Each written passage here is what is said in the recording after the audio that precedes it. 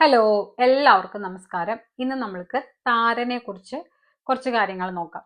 താരൻ അല്ലെങ്കിൽ ഡാൻഡ്രഫ് എന്ന് പറയുന്നത് ഇന്ന് വളരെയധികം കോമൺ ആണ്. കൂടുതലായിട്ട് പുരുഷന്മാരിലാണ് കാണുന്നത്. സ്ത്രീകളിൽ കാണുന്നില്ല എന്നല്ല, എന്നാലും സ്ത്രീകളെ സംബന്ധിച്ച് പുരുഷന്മാരിലാണ് കൂടുതലായിട്ട് കാണുന്നത്.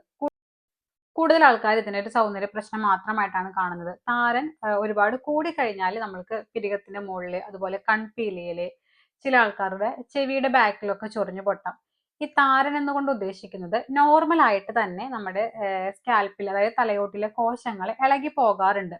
അങ്ങനെ ഇളകി പോകുന്ന കോശങ്ങൾ നോർമൽ ആയിട്ട് പോകുന്നതിലും കൂടുതൽ പോയിട്ട് നമ്മുടെ മുടികളിലെല്ലാം ഒട്ടിപ്പിടിച്ച് നിൽക്കുന്ന അവസ്ഥയാണ് താരൻ. ആദ്യം തന്നെ നമ്മൾ ചെയ്യേണ്ട ഒരു കാര്യം ഇത് താരൻ തന്നെയാണോ എന്ന് കൺഫേം ചെയ്യണം. കാരണം താരൻ പോലെ ഇരിക്കുന്ന വേറെ ചർമ്മ രോഗങ്ങളൊക്കെ ഉണ്ട്. അപ്പൊ ഇത് താരൻ തന്നെയല്ലേ എന്ന് ഫസ്റ്റ് തന്നെ കൺഫേം ചെയ്തിട്ട് വേണം നമ്മൾ ഇതിനെ ട്രീറ്റ് ചെയ്യാൻ വേണ്ടിയിട്ട്. താരന് നമുക്ക് ഒരുപാട് കാരണം കൊണ്ട് വരാം. നമ്മൾ പ്രോപ്പർ ആയിട്ട് തല വാഷ് ചെയ്ത് കളഞ്ഞില്ലെങ്കിൽ അപ്പോൾ ഇങ്ങനെ ഇളകി പോകുന്ന കോശങ്ങളൊക്കെ മുടിയിഴകളിൽ ഒട്ടിപ്പിടിച്ച് ഒട്ടിപ്പിടിച്ച് അത് താരൻ പോലെയായിട്ട് മാറും. അതുപോലെ വെള്ളം കുറച്ച് കുടിക്കുന്ന ആൾക്കാരിൽ നമ്മുടെ സ്കിന്ന് ഡ്രൈ ആണെങ്കിൽ താരന്റെ ബുദ്ധിമുട്ടുണ്ടാകും. അതുപോലെ അലർജിയുടെ ബുദ്ധിമുട്ടുള്ള ആൾക്കാർക്ക്, തൈറോയിഡിന്റെ ബുദ്ധിമുട്ടുള്ള ആൾക്കാർക്ക്, ബേക്കറി ഐറ്റംസ് ഒക്കെ ഒരുപാട് കഴിക്കുന്ന ആൾക്കാരിലൊക്കെ ഈ താരന്റെ ബുദ്ധിമുട്ടുണ്ട്. പൊതുവെ താരൻ ഒരു പകർച്ചവ്യാധി അല്ല. എന്നാലും നമ്മൾ ഒരു ഹെയർ ടവലും അതുപോലെ തന്നെ ഒരു കോമ്പ്, ചീർപ്പൊക്കെ നമ്മൾ സ്വന്തമായിട്ട് വെക്കുക തന്നെയാണ് നല്ലത്. പകർച്ചവ്യാധി അല്ലെങ്കിൽ കൂടെ നമ്മൾ നമ്മളുടെ പേഴ്സണൽ ഹൈജീൻ കീപ്പ് ചെയ്യുക തന്നെയാണ് നല്ലത്. ഇനി താരൻ നമ്മൾക്ക് എങ്ങനെ മാനേജ് ചെയ്യാം, അല്ലെങ്കിൽ താരൻ നമ്മൾക്ക് എങ്ങനെ കുറയ്ക്കാമെന്ന് നോക്കാം. ഞാൻ ആദ്യം പറഞ്ഞ പോലെ തന്നെ ഇത് താരൻ തന്നെയാണോ അല്ലെങ്കിൽ എന്തെങ്കിലും തരത്തിലുള്ള ചർമ്മ രോഗമാണോ എന്ന് കൺഫേം ചെയ്യണം. എന്നാലാണ് നമ്മൾക്ക് പ്രോപ്പർ ആയിട്ട് ട്രീറ്റ് ചെയ്തിട്ടുണ്ടെങ്കിൽ റിസൾട്ട് കിട്ടുള്ളൂ. പിന്നെ താരൻ വന്നു കഴിഞ്ഞിട്ടുണ്ടെങ്കിൽ നമ്മൾ തല വാഷ് ചെയ്യണം എപ്പോഴും. പക്ഷെ ഡെയിലി വാഷ് ചെയ്യണം തല. കാരണം അല്ലെങ്കിൽ ഈ കോശങ്ങൾ ഇങ്ങനെ ഇളകി പോവാതെ നമ്മുടെ മുടി ഇഴകളിൽ ഒട്ടിപ്പിടിക്കും. അങ്ങനെ ഒട്ടിപ്പിടിച്ച് നിന്നിട്ടുണ്ടെങ്കിൽ താരൻ കൂടും. അതുകൊണ്ട് തല എപ്പോഴും നല്ലപോലെ വാഷ് ഔട്ട് ചെയ്ത് കളയണം.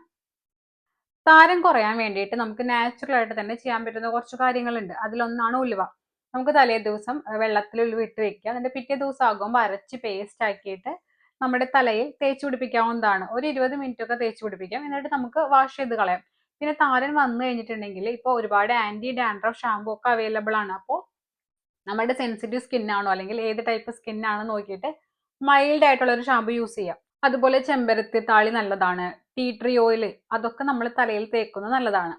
പിന്നെ ആര്യവേപ്പില നല്ലതാണ്. ആര്യവേപ്പില നമ്മൾ കുറച്ച് ആര്യവേപ്പില തലേദിവസം വെള്ളത്തിലിട്ട് വെക്കുക. പിറ്റേ ദിവസം ആ വെള്ളം കൊണ്ട് നമ്മൾ തല വാഷ് ചെയ്ത് കളയാം. കാരണം ആര്യവേപ്പിലയിലൊക്കെ ഒരു ആന്റി ബാക്ടീരിയൽ പ്രോപ്പർട്ടി ഉണ്ട്. അതുകൊണ്ട് തന്നെ നമ്മുടെ താരൻ കുറയ്ക്കാൻ വേണ്ടിയിട്ട് ഹെൽപ്പ് ചെയ്യും.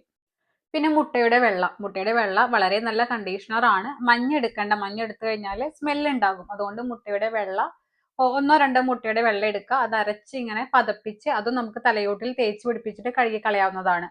പിന്നെ കടുക്. കടുകും നല്ലതാണ്. കടുക് നമ്മൾക്ക് ഇതുപോലെ അരച്ച് പേസ്റ്റ് ആക്കാം. നോർമൽ വെള്ളത്തിലോ അല്ലെങ്കിൽ കുറച്ച് തൈരിലോ അരച്ച് പേസ്റ്റ് ആക്കിയിട്ട് അതും തലയോട്ടിൽ തേക്കുകയാണെങ്കിൽ താരൻ കുറയ്ക്കാൻ വേണ്ടിയിട്ട് ഹെൽപ്പ് ചെയ്യും. പിന്നെ ഒമേഗ 3 അടങ്ങിയിട്ടുള്ള ഭക്ഷണങ്ങൾ നല്ലതാണ്. ഒമേഗ 3 അടങ്ങിയിട്ടുള്ള ഭക്ഷണങ്ങൾ എന്ന് പറയുമ്പോൾ ചാള, അയില, ചൂര ഇതിലൊക്കെ ഒമേഗ 3 അടങ്ങിയിട്ടുണ്ട്. അല്ലെങ്കിൽ നിങ്ങൾക്ക് ഒമേഗ 3യുടെ സപ്ലിമെന്റ്സ് എടുക്കാവുന്നതാണ്. പിന്നെ അതുപോലെ താരൻ വരാനായിട്ട് വേറൊരു കാരണമാണ് ബാക്ടീരിയൽ അല്ലെങ്കിൽ ഫംഗൽ ഇൻഫെക്ഷൻ. അതുകൊണ്ട് ഇങ്ങനത്തെ കണ്ടീഷനൊക്കെ ആണെങ്കിൽ നിങ്ങൾ പ്രോപ്പർ ആയിട്ട് ട്രീറ്റ് ചെയ്ത് മാറ്റണം. അല്ലെങ്കിൽ ഇങ്ങനെ ഇടയ്ക്കിടയ്ക്ക് താരൻ വന്നുകൊണ്ടിരിക്കും. താരൻ ഒരുപാട് കൂടി കഴിഞ്ഞാൽ ഹെയർ ഫോൾ ഉണ്ടാകും. പിന്നെ നമ്മുടെ സ്കാൽപ്പിന്റെ ആരോഗ്യത്തിനൊക്കെ അത് ബാധിക്കും.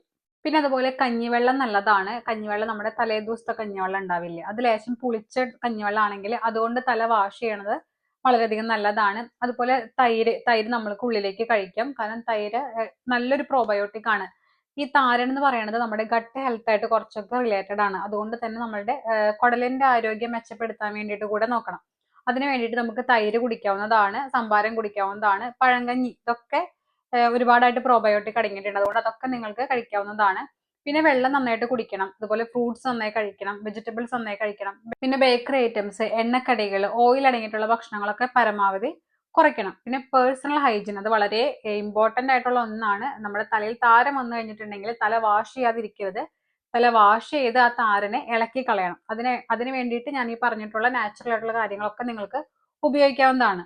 പിന്നെ താരൻ നമ്മൾക്ക് ഒരുപാട് കൂടി കഴിഞ്ഞാൽ ഞാൻ പറഞ്ഞ പോലെ തന്നെ നമ്മൾ കൺപീലിയില്, പിരികത്തില്, കക്ഷത്തില്, സ്കിന്നിലൊക്കെ വരാൻ സാധ്യതയുണ്ട്. അതുകൊണ്ട് എപ്പോഴും താരനാണോ എന്ന് ആദ്യം തന്നെ കൺഫേം ചെയ്തിട്ട് വേണം നിങ്ങൾ അതിന് വേണ്ടിയിട്ടുള്ള ട്രീറ്റ്മെന്റ് എടുക്കാൻ വേണ്ടിയിട്ട്. പിന്നെ ഒരുപാട് വെച്ചോണ്ടിരിക്കരുത്. നിങ്ങൾ എത്രയും പെട്ടെന്ന് പ്രോപ്പർ ആയിട്ടൊരു ട്രീറ്റ്മെന്റ് എടുത്ത് മാറ്റണം, അല്ലെങ്കിൽ സ്കാൽപ്പിന്റെ ആരോഗ്യത്തിന് അത് വല്ലാതെ ബാധിക്കും. ഇതുപോലെയുള്ള ഹെൽത്ത് വീഡിയോസ് ലഭിക്കുന്നതിനായിട്ട് പറ്റിയാൽ എൻ്റെ ചാനൽ ഒന്ന് സബ്സ്ക്രൈബ് ചെയ്യണം. താങ്ക്